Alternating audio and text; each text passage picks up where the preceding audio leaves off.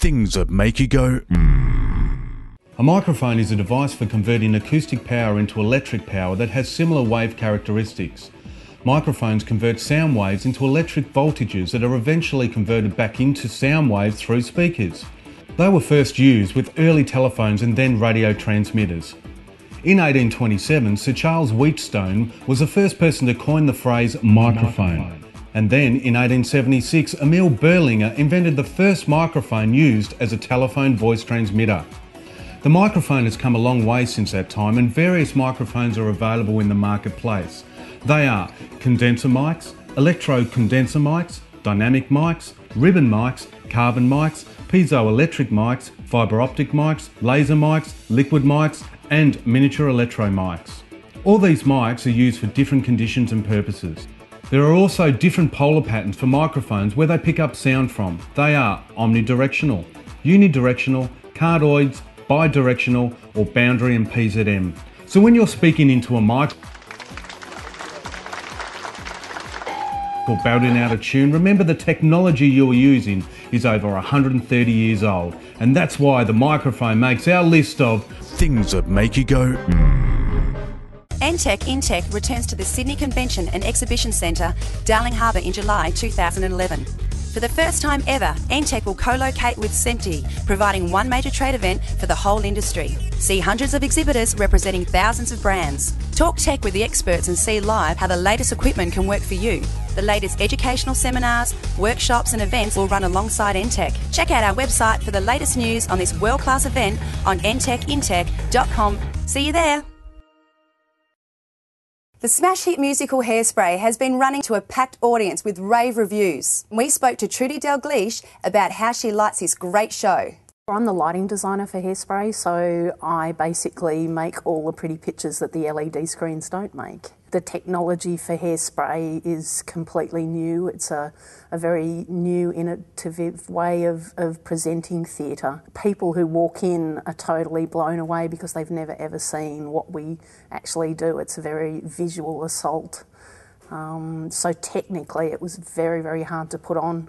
Most of the show is run by time code, which is really unusual in a theatre show. Usually it's cued by a stage manager, but the majority, because we're running both vision and audio and lights, are all synced together for most of the show. Hairspray is basically like going to see a cartoon, and it's an interactive cartoon. The cast lives within the cartoon world and interacts with that world.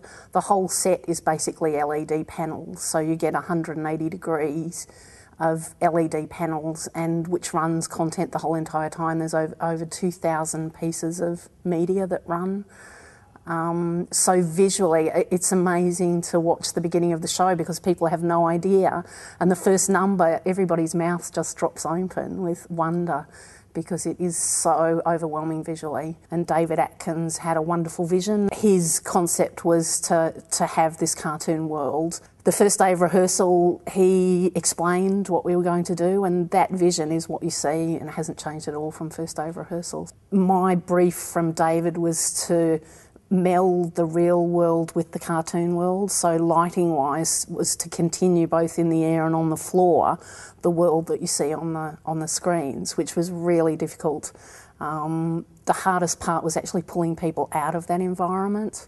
We basically ran all the LED screens at 6 to 8%, and we really had to put in a lot of side light to actually pull people out.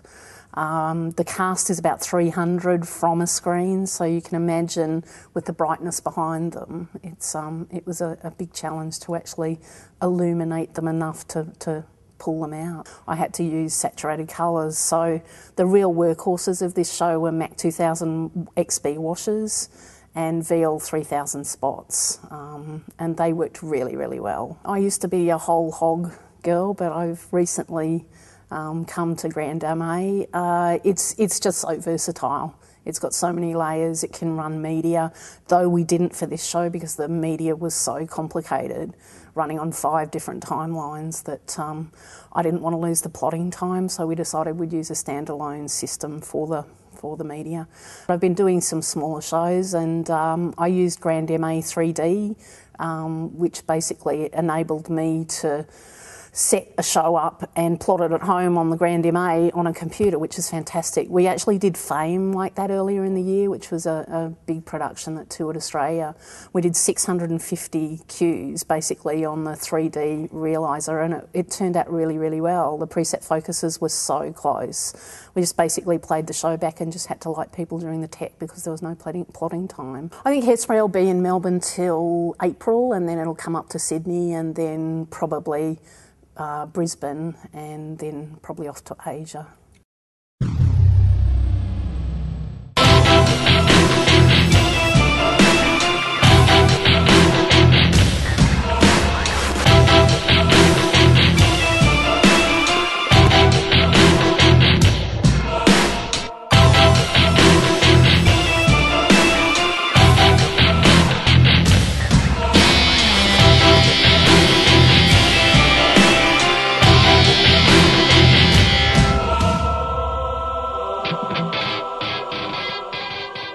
Well, that's it for this episode of ENTECH TV. In our next episode, we go through the nuts and bolts of a home audio studio. And as usual, a whole lot more from the internet's best entertainment technology show, ENTECH TV. See you then.